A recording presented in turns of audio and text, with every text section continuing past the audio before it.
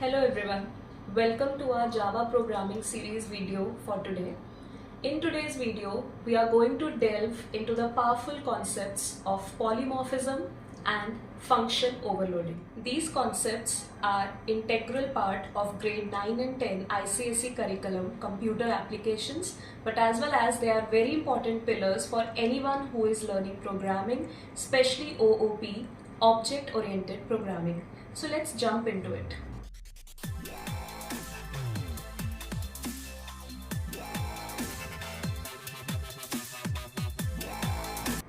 So let's start first of all with the term polymorphism.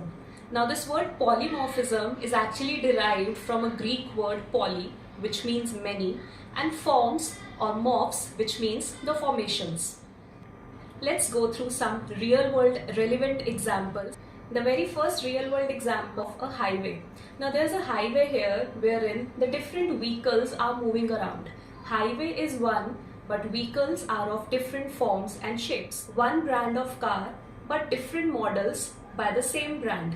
So one interface, multiple implementations. Hey, I am sure we all know the superhero, Superman. Yes, you must be considering why I'm talking about the Superman here. But just consider this example now. The mild-mannered Clark Kent as a Superman transforms into our superhero, the most powerful Superman. So here again, one superhero but different forms. We are now in a state to define this term. So let's get into the definition now.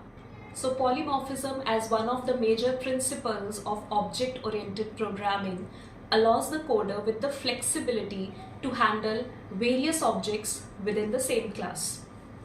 Picture this. You want to create a program of calculating area of different geometrical shapes like a circle, a rectangle or a triangle. Now you are in a position that you want 3 different functions to perform this task. But hey, wait. Here polymorphism comes into the picture. Now seamlessly you can only create one function with the same name and you can accomplish all these 3 tasks. So now we conclude that polymorphism is a very beneficial principle because for a programmer it provides code reusability as well as flexibility in the programs. It's not the end. Wait, we have one more awe-inspiring concept interrelated with polymorphism, and that's the practical implementation. So let's get into there. Want to know the name of this practical implementation? Yes, it's called method overloading or function overloading. So when you and me are writing a program in Java, we are using the theoretical concept of polymorphism, but practically we are implementing method overloading or function overloading. So what is this basically function overloading? Function overloading means that I can create a single function in the same class without changing its name, and I can accomplish multiple tasks in the same program through that. But remember to change the parameters. Time for a tech tip. What is a parameter now? So parameter is the information or the data we provide in parentheses. For those who don't know, parentheses are these round brackets which are accompanied with the name of the method. So round bracket is parenthesis, and inside the parenthesis whatever data we write is called parameters. So you have to change the parameters while implementing this function overloading.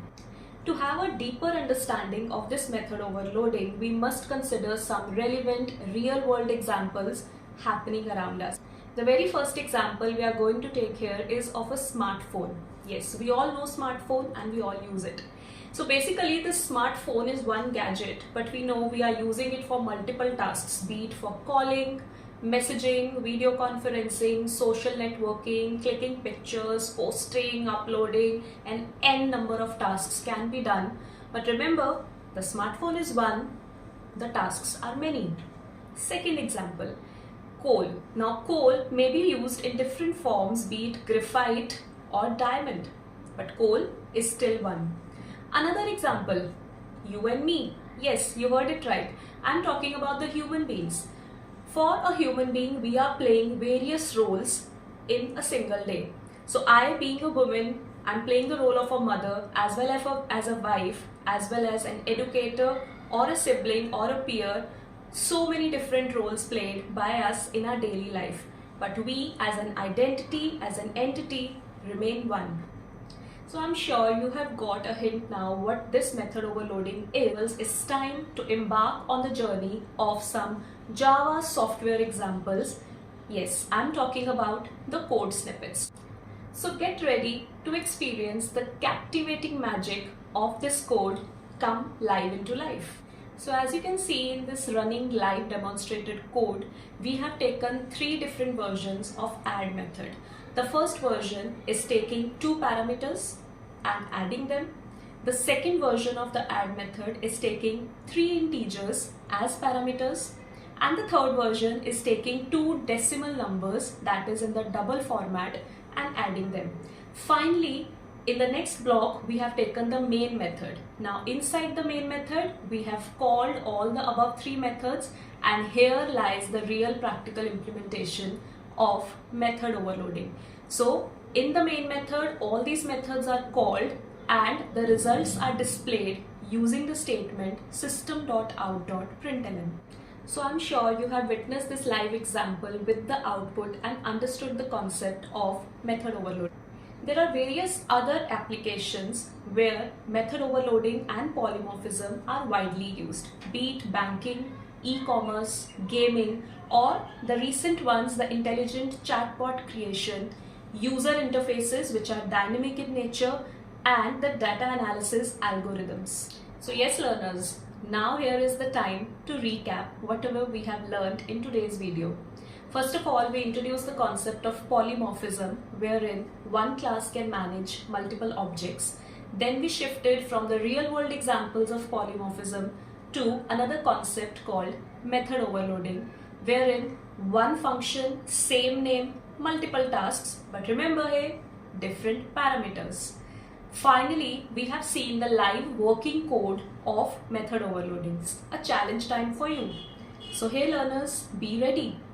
For this, you have to create a shape calculator application which is in the form of a Java program, in which we'll be giving you 3 shapes: circle, triangle and rectangle, and you'll be calculating their areas and perimeter in the same program, quite similar to the example which I have shown in the beginning of the program. So are you ready to take up this challenge?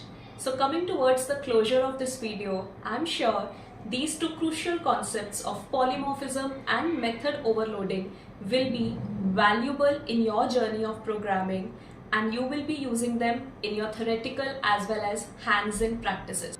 So keep on practicing and enhancing your Java programming skills. Until next time, happy coding.